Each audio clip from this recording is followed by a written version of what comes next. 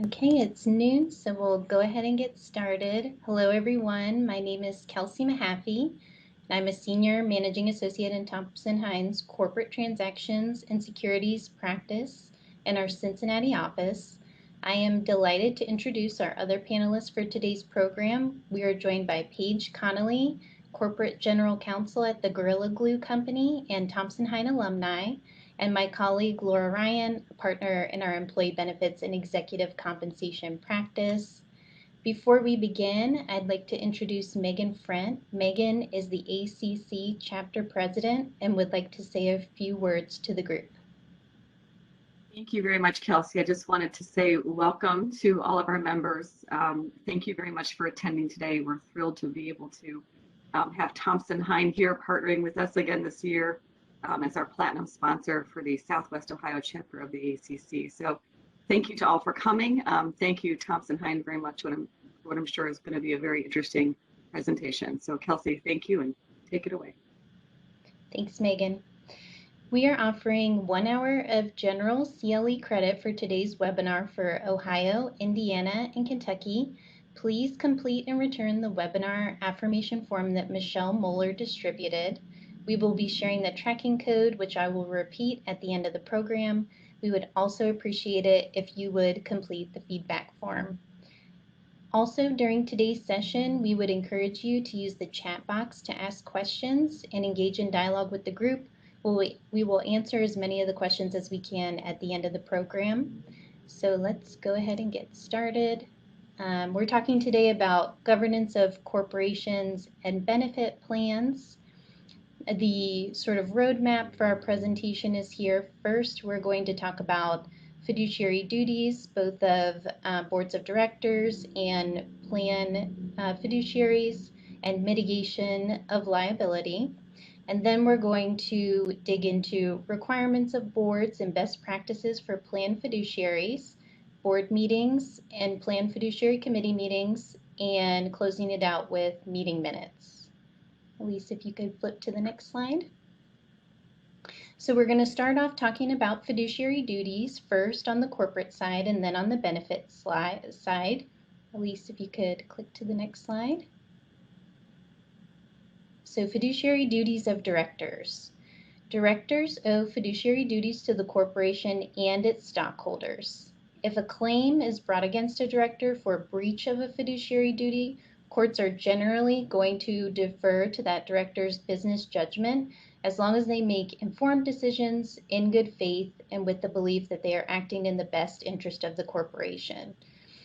So like I said, a court is generally going to use the presumption of business judgment. Plaintiffs can try to rebut that presumption, but the courts will not impose liability for business decisions of a director so long as they did not act wholly irrationally, gathered a reasonable amount of information before making a decision, which is essentially the duty of care, which we'll dig into in a moment, and also had no conflict of interest when the decision was made, which is the duty of loyalty, which we'll also get into on a later slide. Elise, if you could move to the next. So like I mentioned, the first duty we're going to talk about is the duty of care. Directors must exercise that degree of skill, diligence, and care that a reasonably prudent person would exercise under similar circumstances.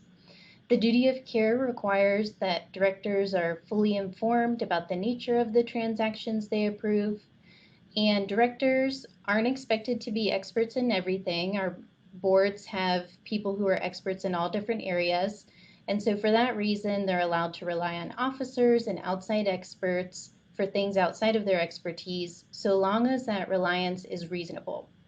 Some examples of failing to meet the duty of care: failure to attend meetings. So we're talking about board meetings that Paige is going to talk about a little later. Failing to educate themselves on the corporation's business or learn anything about the business. Failure to read reports and financial statements. And Paige is going to talk a little bit about board meeting materials later as well. And failure to obtain outside help, such as advice from counsel if necessary. Next slide. The second duty I mentioned, the duty of loyalty, it's a director's responsibility to act at all times in the best interest of the company in good faith and without personal economic conflict.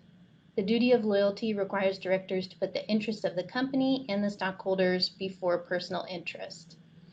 One example of this is directors are not permitted to compete with the corporation where that competition could harm the corporation.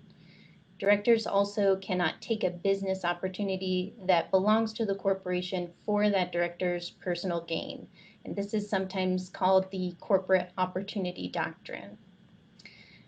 A director will not be liable for a self-interested transaction if it is approved by all of the disinterested directors after full disclosure. So there's two components there. There needs to be a full disclosure of the self-interested transaction to the board, and then only those disinterested directors, those that don't have a personal interest in the transaction, have to approve it.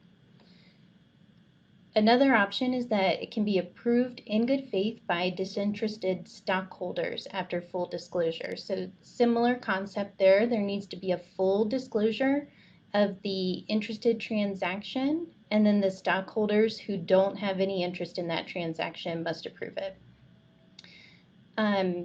There will also be no liability if the self-interested transaction is entirely fair to the corporation and the stockholders. Next slide. And now probably what you're thinking is, why would anyone ever want to be a member of the board of directors if you can be liable for breach of these duties? I'd say the first layer of protection that directors have is the business judgment rule that we talked about earlier. We also have two other ways to mitigate liability for our boards of directors. The first is indemnification, where the corporation will reimburse the director for expenses and judgments the director incurs relating to his or her actions as a director. And so this is something you would normally find in your charter. And so you would want to look to your specific articles or charter to see what the parameters of indemnification are. The second way to mitigate director liability is director and officer insurance. Sometimes you'll hear it called D&O insurance. So this is an insurance policy that the company would purchase that covers defense costs for claims arising from the act of a director and can be paid to the corporation or the director. And I think now Laura is going to talk about Erisa fiduciary duties. Thanks, Kelsey. Just a general comment, the fiduciary duties under Erisa are amazingly similar to the duties that Paige just described as it relates to the fiduciary duty that board members have with respect to their corporations. But there's a shift in focus. Instead of exercising, fiduciary prudence in the best interest of the corporation, fiduciaries that have authority with respect to benefit plans have to exercise those duties in the best interest of the plan participants and plan beneficiaries. So they have to, I always say, take off their corporate hat and put on their benefit plan fiduciary hat and be thinking about not what's in the best interest of the company when making fiduciary decisions related to the benefit plans, but what's in the best interest of plan participants and beneficiaries.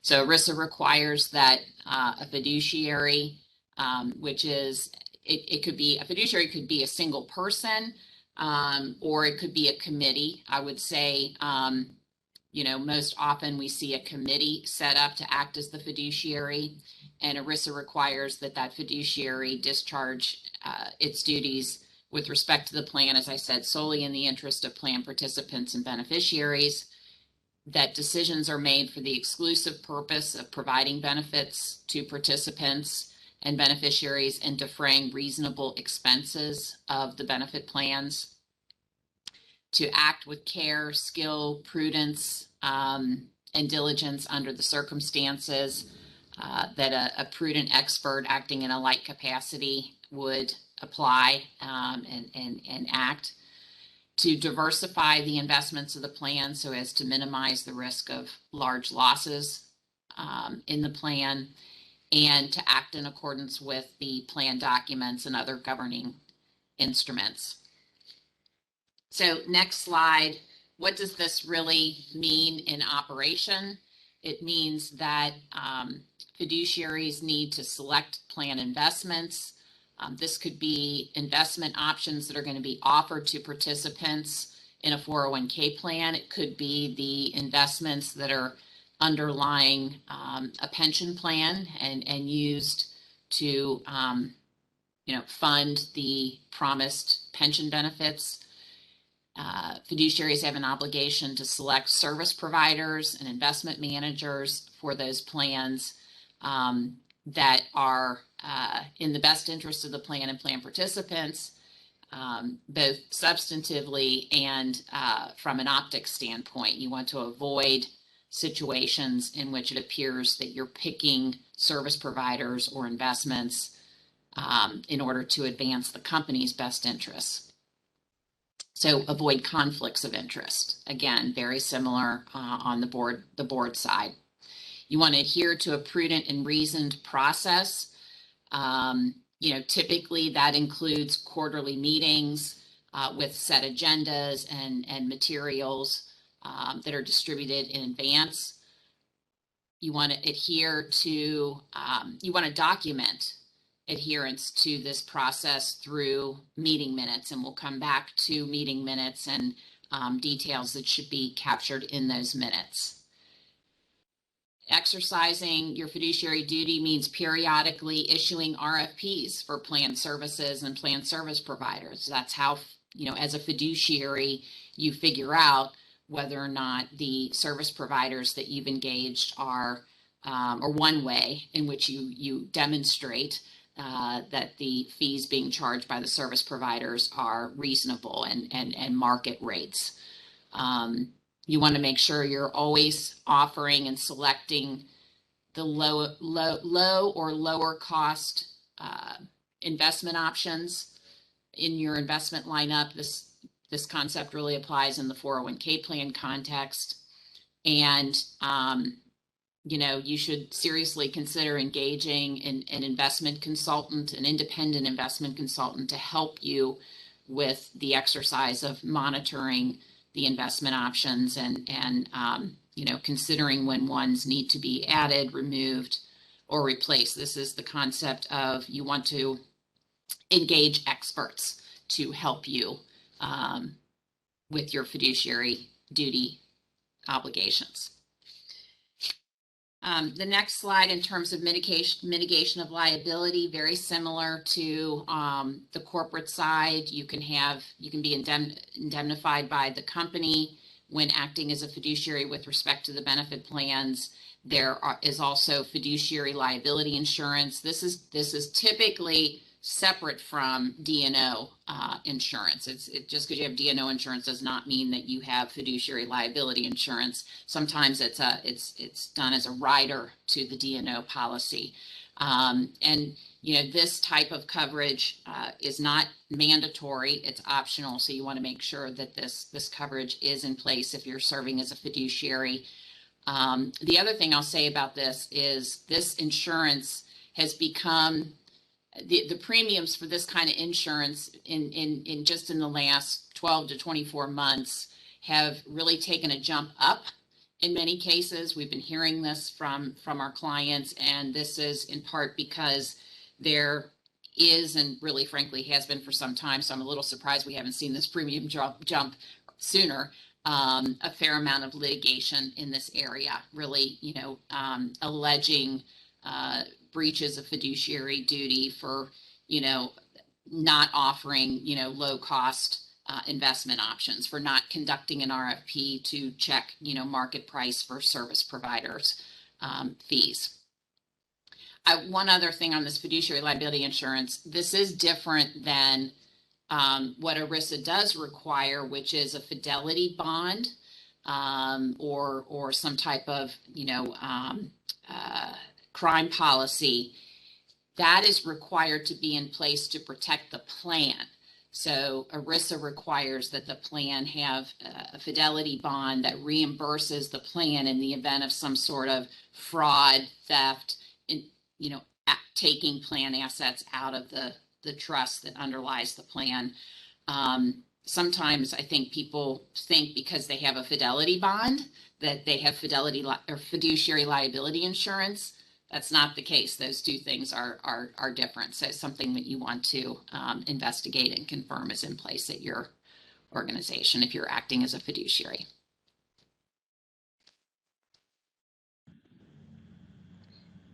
And so next, Laura and Paige are going to kind of go back and forth on requirements and best practices. And really in this whole presentation, we wanted to sort of juxtapose the differences between board requirements and plan fiduciary requirements and best practices.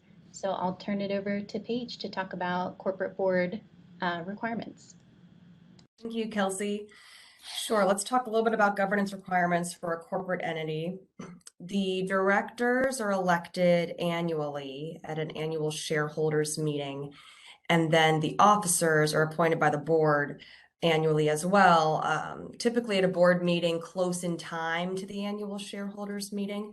And the cadence for regular board meetings is typically laid out in the corporation's governing documents, usually the bylaws or regulations, to set out the frequency of board meetings. Typically the shareholder meeting, as I said, is annual, but the board meetings are often quarterly or as otherwise described in the bylaws. And the officers are elected once a year by the directors. So the shareholders first elect the directors, and the directors appoint the officers. So the corporate entity is subject to statutory formalities under state corporate law, depending on the state in which the corporation is formed. But several of those specific requirements can be tailored in the governing documents that the corporation adopts, including the articles of incorporation or a certificate of incorporation, depending on which state you're in, which typically authorizes the shares of stock that are authorized for issuances and also the classes of shares that are authorized for issuance. So it doesn't necessarily set out what's outstanding. It wouldn't say that, but it would authorize the classes of stock that are eligible for issuance. And then the bylaws or regs, like we've referenced, would lay out the cadence for director meetings, the requirements for both shareholder meetings and board of director meetings. How are those meetings noticed and called? There's a process for scheduling special board meetings in addition to the regular meetings, which might be quarterly. There's a process for calling special meetings of the board to take action on certain decisions and those types of things. So those would all be laid out in the bylaws. And frequently corporations have a shareholders agreement as well, if it makes sense for the corporation to do that, which has specific voting requirements. As I said, a lot of the default statutory requirements laid out in the state corporate statutes can be tailored. So if a corporation desires that certain material actions by shareholders require a higher threshold for a vote, that would be set out in a shareholders agreement. Or if certain classes of stock have to approve certain material decisions of the corporation, then those special voting thresholds would be set out in the shareholders agreement, as well as any transfer restrictions on the shares, any right of first refusal with respect to share transfers or drag along or tag along rights. Those would typically be set out in a shareholders agreement. Committee charters are also something the company needs to be aware of and keep in mind with respect to any committees that have been designated by the board. The board can designate committees such as a compensation committee or a finance and audit committee to look at different areas of the business and provide recommendations for the board on those topics. So a committee charter would set out the scope of topics that that committee reviews and provides recommendations for the board. Also public company requirements for companies that are publicly held.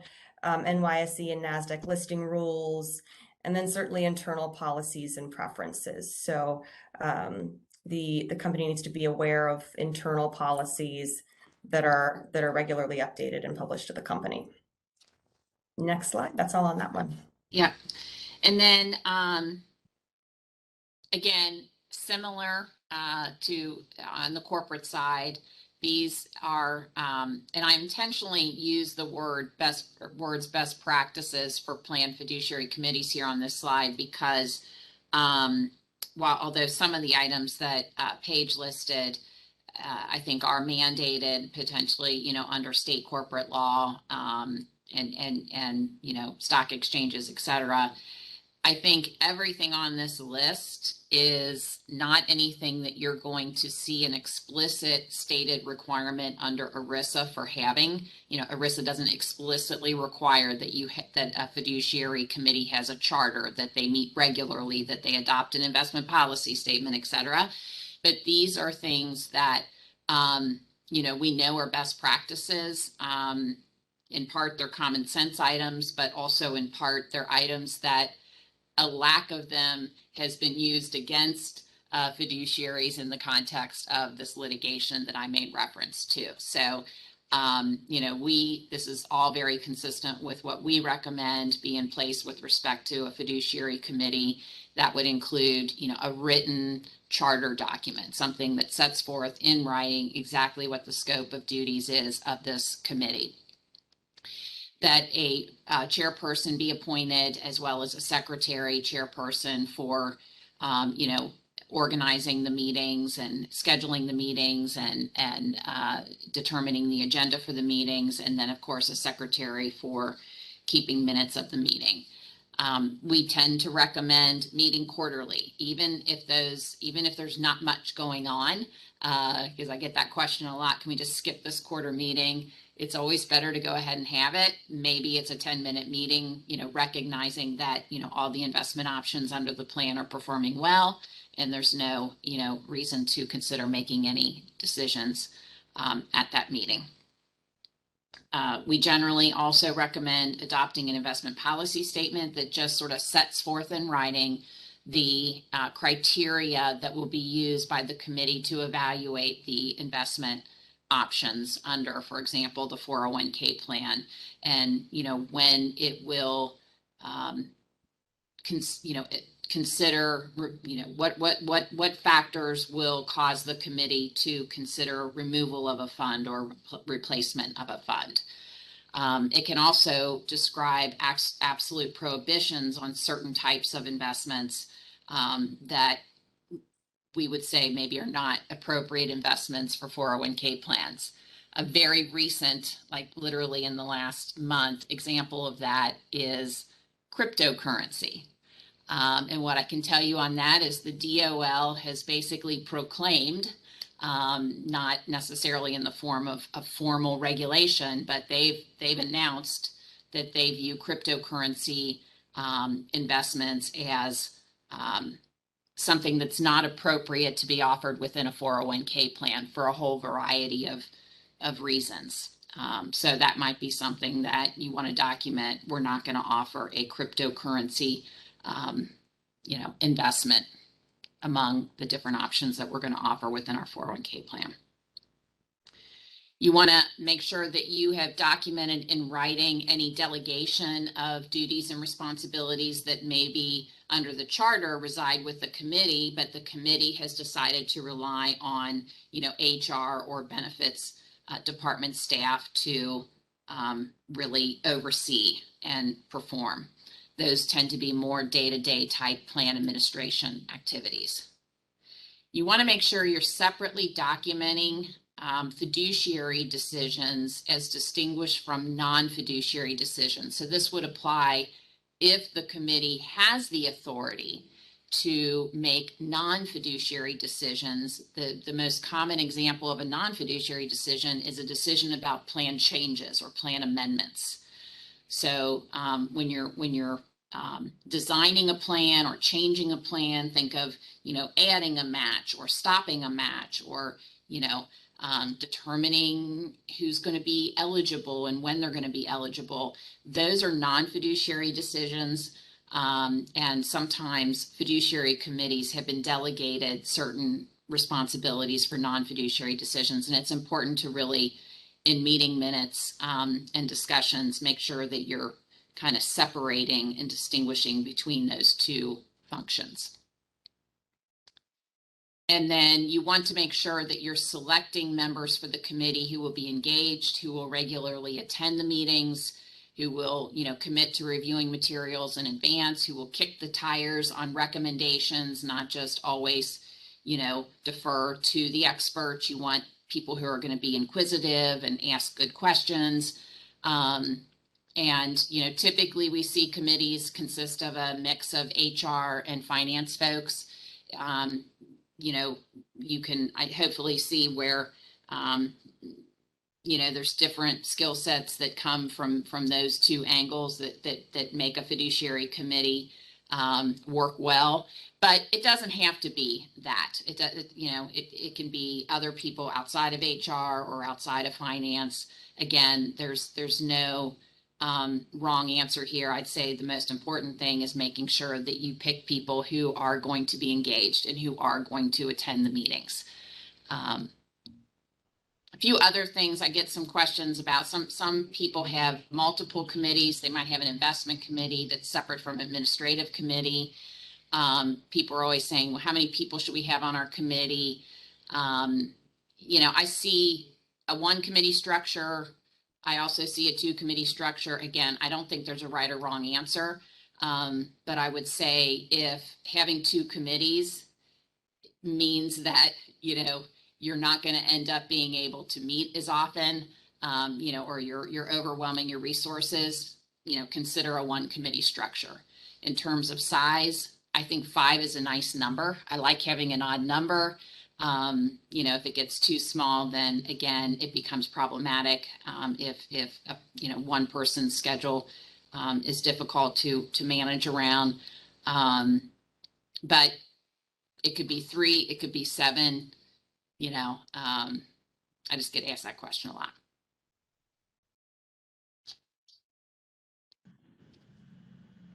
And so now we've talked about sort of all the rules and best practices. And next we really wanted to dig into how is this put into practice in real life. So we wanted to talk about board meeting minutes, plan fiduciary committee meetings, and the minutes that you're taking at meetings. So Paige, I'll hand it over to you. Thanks, Kelsey. Just to piggyback on a point Laura made real quick, I think the number of fiduciary directors in a traditional corporate setting is of course critical, and something that you'll see typically called out in the bylaws, and also what the process is to change the number of directors. If you're going to increase that number or change that number, what vote is required to do that? Is that a certain threshold of a shareholder vote or also a board vote? What has to happen to change that number? So that process is typically set out in the bylaws too. And that gets us to the board meeting topic Kelsey mentioned, getting into some of the protocols and best practices for holding board meetings. The governance documents for the corporation will typically guide scheduling and notice requirements. So you can look to your bylaws and certificate of incorporation potentially, but usually bylaws for those guidelines on calling the meeting and notice protocols. You need a quorum of directors present to take action at a meeting, and the bylaws will often describe whether it's a majority or a greater percentage required for a quorum. And depending on the action to be taken at that meeting, certainly you need the requisite amount of directors present to take action if there are any decisions being made that require certain approval thresholds of the board. But generally the quorum requirements are set out in the bylaws. So you provide notice of the meeting and you circulate your board materials sufficiently in advance.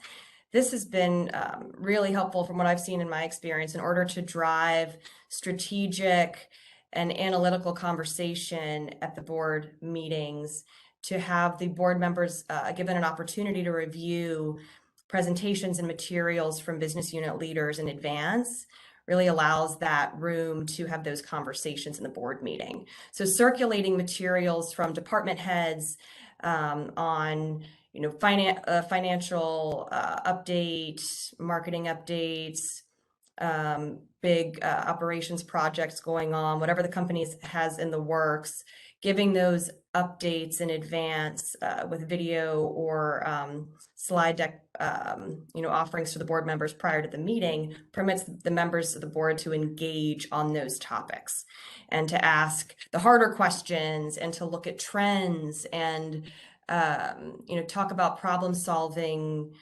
methods and those kinds of things to work through challenges the corporation might be facing, but to allow time for those conversations. It's really helpful for the board members to be briefed on the substantive topics of the meeting ahead of time.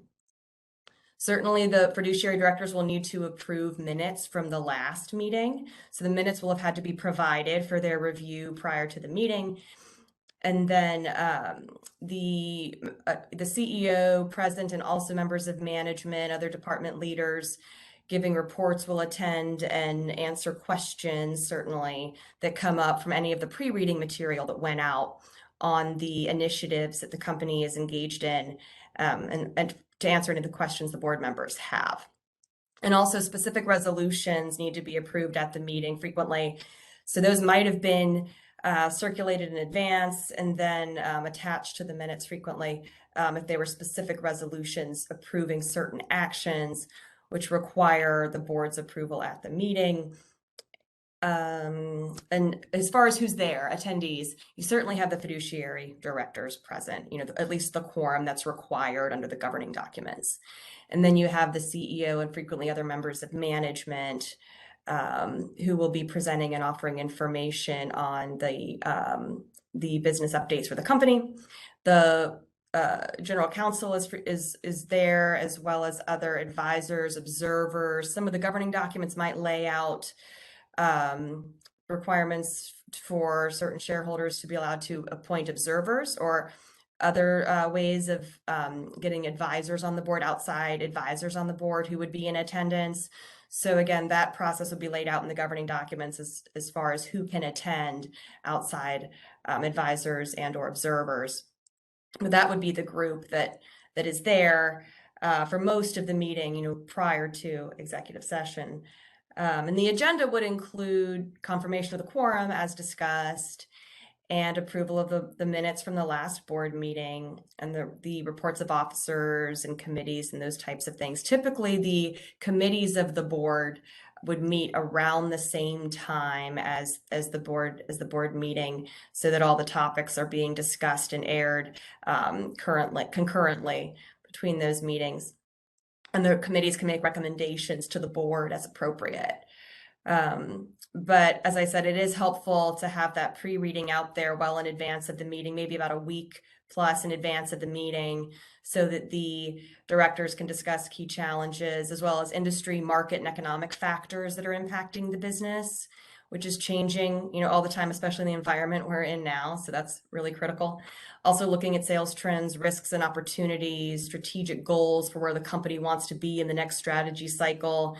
Those conversations really can happen once the substantive information has been digested and can be discussed more analytically at the meeting. Some topics we're seeing frequently include cybersecurity, risk management in general, business continuity planning, ethics hotline reviews. ESG is a very hot topic that's being discussed at the board level from a governance and oversight standpoint, and touches a lot of different business units in the organization. Since ESG can cover, anything from environmental, a lot of R&D and sustainability, packaging initiatives, those types of things, resource reduction and efficiency, and then social can touch employee issues, general wellness issues, socially responsible procurement, those types of things, and governance can get to a whole host of topics as well. So ESG affects private and publicly held companies as far as looking at these focus areas and trying to provide kind of guidance for improvement on a lot of these topics. So that's become a hot issue in a lot of board meetings and other forums for discussion. That's it on that slide.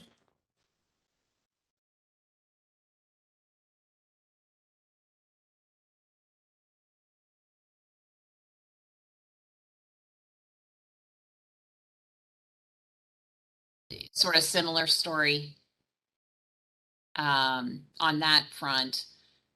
We typically recommend that these committees follow a sort of a set calendar that identifies standing quarterly review items, as well as maybe items that are going to be reviewed once a year. So a very, typical quarterly review item is going to involve review of the plan's investment options.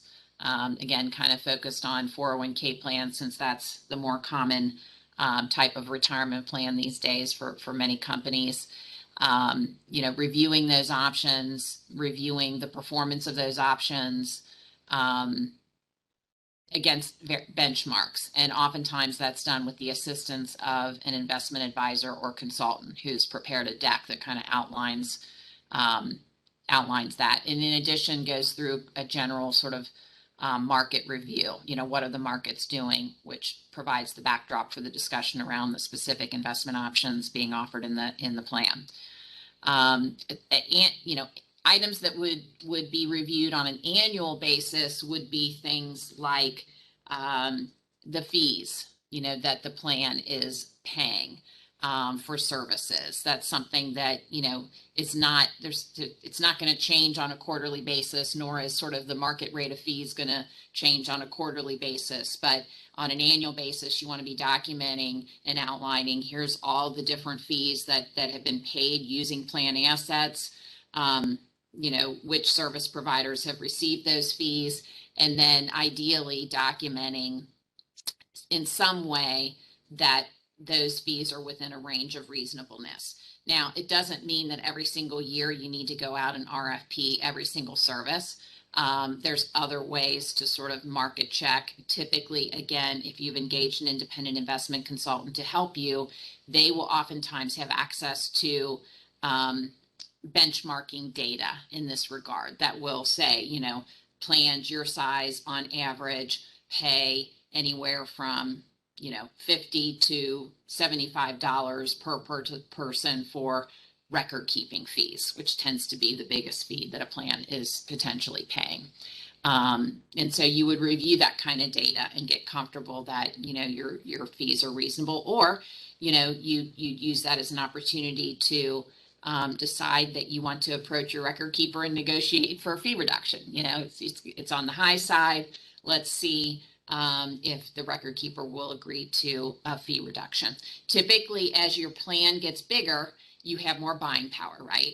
And the nature of these beasts is that they tend to get bigger, because your more contributions are going into the plan each year, and hopefully over the long term you have accumulation of earnings, and so it's always good to kind of check that and confirm that based on now the new size of the plan that you're still getting a good rate.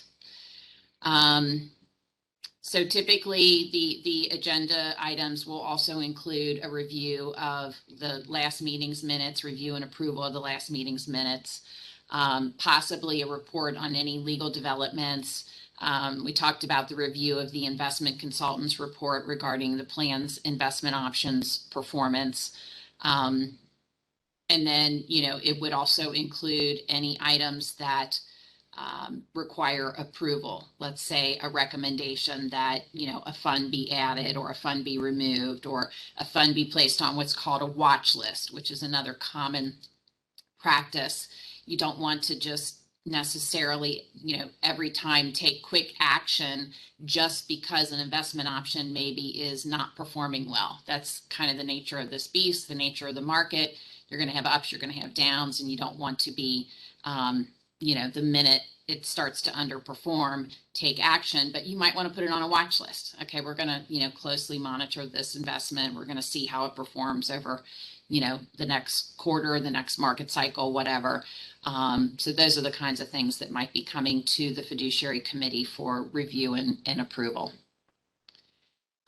You're definitely, in terms of who's going to be there, you would invite your any kind of expert that's hired to advise the committee. That could involve legal counsel, that would involve your investment consultant if you have chosen to put a firm like that on retainer, which again is something we strongly recommend. And then you might also consider inviting other plan service providers like the record keeper to meet with the committee on an annual basis, just to come in, report how they're doing, provide more information about the plan and the plan participants, and, other sort of, they're also a great resource for benchmark data, because oftentimes the record keeper, of course, has an entire book of business, and they can give you more perspective in terms of trends with plans.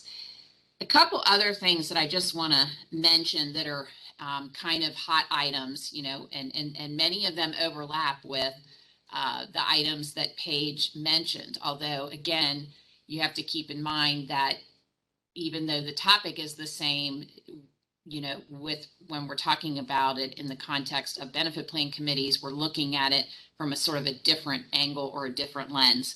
Those items would include, for example, cybersecurity. That's a hot topic. The Department of Labor, which is one of the bodies that regulates benefit plans under Erisa, published what it called best practice guidance around cybersecurity. So not formal guidance. This doesn't have the, effect of a formal rule or regulation, but we don't, when the DOL tells us what they think fiduciaries should be doing, we don't ignore that, right? we think, okay, this is what the DOL thinks we should be doing. We should probably be doing this. And, basically that guidance contained suggestions around, how do you evaluate a service provider's cybersecurity practices, and said we expect fiduciaries to be, asking questions and gathering information about cybersecurity practices within record keepers. What are the questions you should be asking if you're hiring a new service provider? What are the contractual commitments related to cybersecurity that should be in the agreement with your service providers?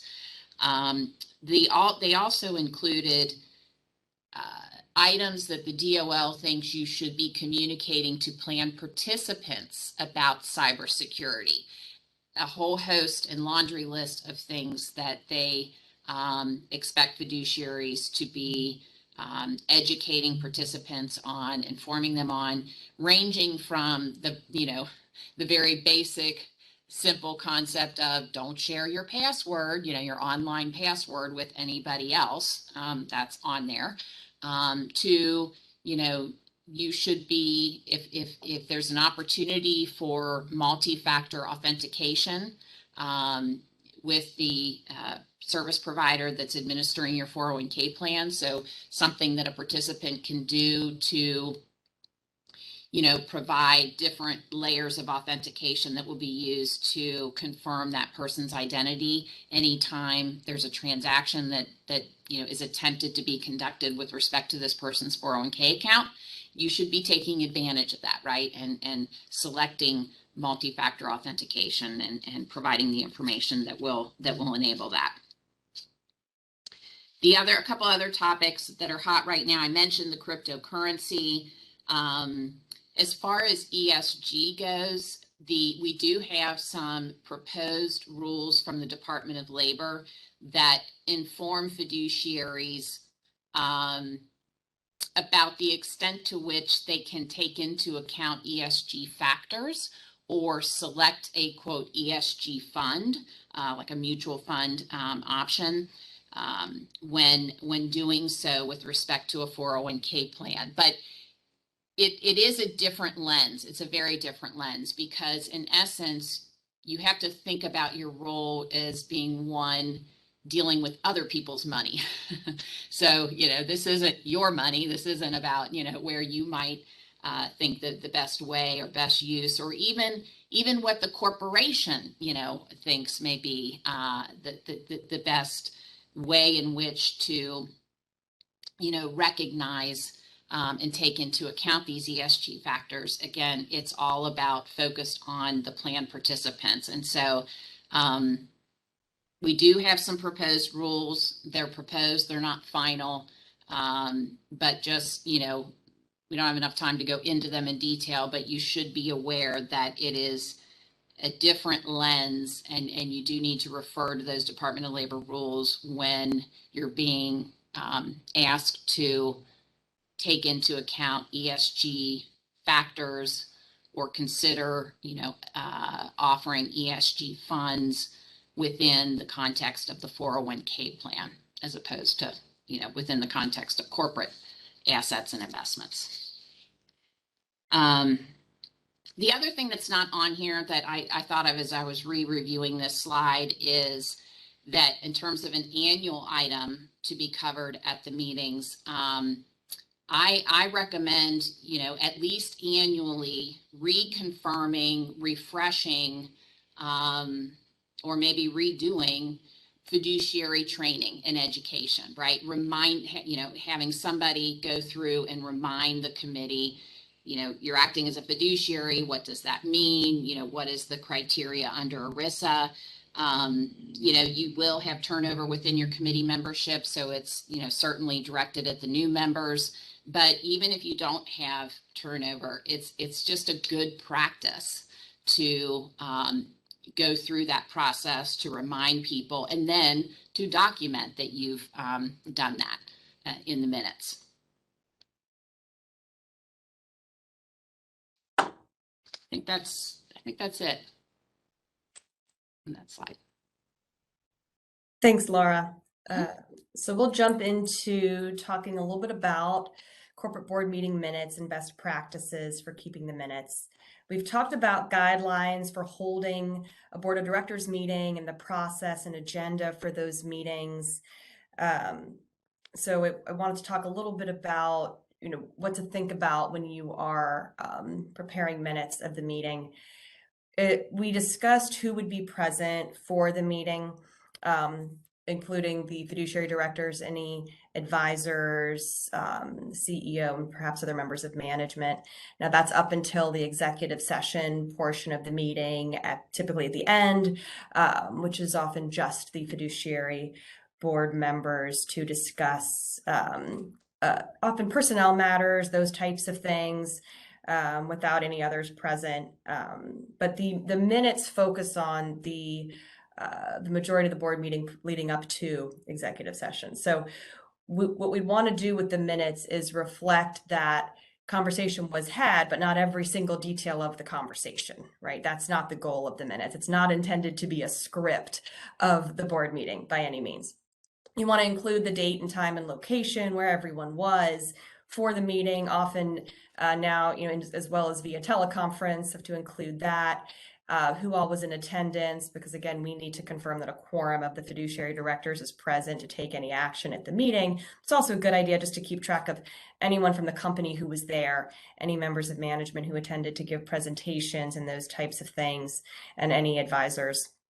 And then generally the reports would be described from a very high level. Again, not getting into nuts and bolts and details, but just to indicate that these topics were covered at the board meeting, or if the financial review was discussed and analyzed, and just something as straightforward as that from a high level. And then any sort of operations initiatives, marketing updates, again, not going for heavy detail here. It's often a good idea to reference the questions were asked and answered as they were. Again, we don't need to get into the nuts and bolts of the questions, but to indicate that there is active discussion, engagement, and participation by the board members around the material that's being presented and discussed.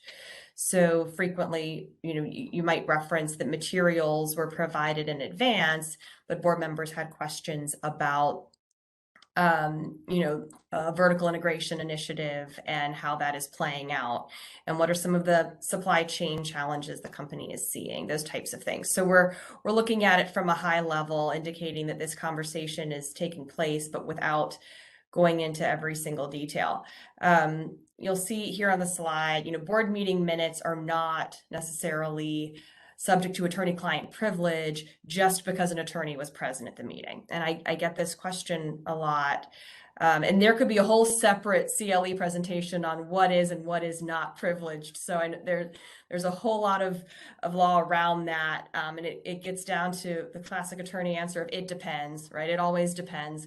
So with respect to board meeting minutes, from a very high level, if the attorney is not actively giving legal counsel or advice in the context of the discussion at the meeting, there's a chance that portion of the conversation, which relates only to business updates, might not be privileged. So that's a good thing to keep in mind, that the minutes are not just privileged because an attorney was there or that an attorney was taking the minutes. So it's important to think about that. And that's another reason why it doesn't make sense to include every single detail that was discussed, but rather the fact that the conversation took place and a record of who was present. We also want to keep track of any directors coming or going, because of course the quorum has to be present to take actions throughout the meeting, and actions can be taken throughout. The first action is generally adopting and approving the minutes from the prior meeting, and other resolutions can be adopted throughout the meeting, often as the topic arises. So those actions can be taken at any time, but we need to make sure that the necessary quorum is present when those resolutions are adopted, or when the motion is passed. So it's important to keep track of who is there, and if anyone leaves, that's recorded as well. The start and end times are also important. And then the secretary will sign the minutes of the meeting once they've been approved, and kept on file. So it is important not to be circulating board meeting minutes and related materials at will following the meeting, because again, these materials are might or might not be subject to attorney-client privilege, and it's not a good idea to have them floating around and just accessible to anyone who might pick them up. So it's important to keep track of the minutes and destroy other materials after the meeting that don't need to be retained. So those are some high level points for the minutes of the meeting. Oftentimes we have these board meetings and they might be 3, 4, 5 hours long, right? But that does not mean you want a 10-page transcript of that meeting reflected in the minutes. Sometimes it's helpful to look at the agenda for the meeting as a guideline for how you set up the framework for the meeting minutes, to just hit the high level business topics that were discussed, that were the primary focus of the meeting, and of course including any actions that were taken and that they were approved, but not to go into a whole lot of detail beyond the fact that questions were asked and answered. Paige, can I jump in with a quick question for you before we move to the next slide? Absolutely. I don't think we had talked about executive session much. Can you talk about what that is and how you would incorporate that into the minutes? Yeah, absolutely. So executive session would typically take place at the end of the meeting, and generally ad hoc topics covered in executive session. And that's when a lot of the outside folks would need to leave, and this would just be the fiduciary directors present for executive session. And this can be helpful for the fiduciaries to discuss personnel issues and performance, maybe the CEO's performance, right? Because the CEO is present for the rest of the meeting. So this is an opportunity for the fiduciary directors to convene and discuss leadership, and any questions they might have for each other on general management updates, those types of things. But and those conversations might not always be necessary. and the directors might not feel they're needed at any given meeting, but it's important to set a space for it, because in the event the directors do want to have that conversation, there's already a space set out for it at the end of the meeting, and it's just part of the process. So even if there's nothing to discuss, and quite frequently there might be nothing to discuss, there's a space allocated for that opportunity at the end of the meeting when the directors can have that conversation. And typically those, you would not take any action in the executive session unless it was to adjourn the meeting, because those conversations are generally not recorded in the minutes. Does that help? Yep, thanks, Paige. Absolutely, happy to. Okay. So what I would say on the plan committee meeting minutes is almost all of Paige's comments, I would say, apply to plan committee meeting minutes. There's a few exceptions, and I'll kind of highlight those. Again, these are sort of, preference type, maybe best practices, but certainly, what we typically advise on this. But again, you're not going to find something that in Erisa that says these are the elements that must be documented in meeting minutes. I mean, it's not that precise. But, similar, you want the meetings to include date, time, location, the members who were present, and any non-members, guests, invited guests that attended the meeting. And, typically you'd want to make reference to the materials that were distributed in advance and reviewed at the meeting. Now, this is where there's maybe a slight variation. My advice usually includes keeping a copy of those meeting materials, which I think is a little bit different on the board side. And typically, what are we talking about here? Well, it's usually that investment performance report that was created by the investment consultant. And so it typically contains, the detail that you really want to have memorialized as part of the meeting. The fact that you reviewed performance, the fact that generally and usually, performance against benchmark was very good. And then it might highlight where performance is slipping, and it might further talk about, the reason for that slippage and what that investment consultant's recommended action, if any, is. And so those are all really important parts of the discussion and the review. And so we do typically advise keeping those materials along with the meeting minutes, because they can be helpful and beneficial in hindsight, when somebody says, well, why didn't you, immediately eliminate this fund when it went, downward? You would want the meeting minutes to document that the approval of the minutes from the last meeting was obtained. Like Paige, consistent with Paige's comments, you want the minutes to summarize what was reviewed and discussed, but not be, a transcript. That's definitely not required, but you do want to sort of, have this balancing act between, a transcript.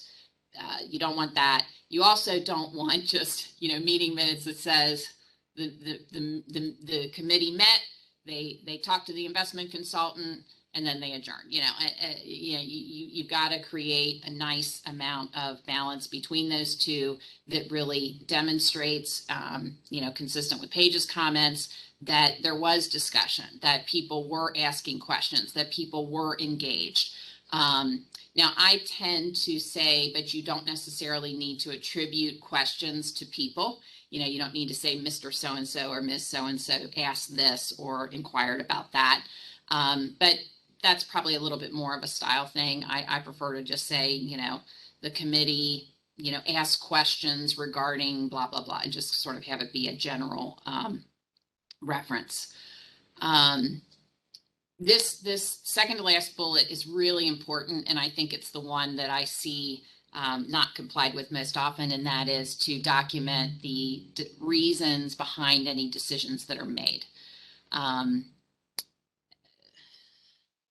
And then keep in mind that, the meeting minutes are things that the plan auditors are going to, require be turned over. Any kind of governmental auditors such as DOL or IRS are going to require that they be produced. and even plaintiff's counsel, because again, privilege in this area is tricky because the privilege really belongs to the plan and the plan participants when you're doing fiduciary, exercises. I think we're running out of time here. We've got 1 minute left, so I'm going to end my comments there. Thanks, Laura. Before we end, I first want to thank our speakers for your insight on today's topic. The CLE tracking code for those seeking credit is on the screen here. It's THFC5. That's T as in Tom, H as in Harry, F as in Frank, C as in Charlie, and the number 5. Thank you all for your interest in attending today's webinar. I hope you enjoy the rest of your day, and sorry that we ran out of time for questions, but I'm sure we can take them via email if anyone wants to reach out.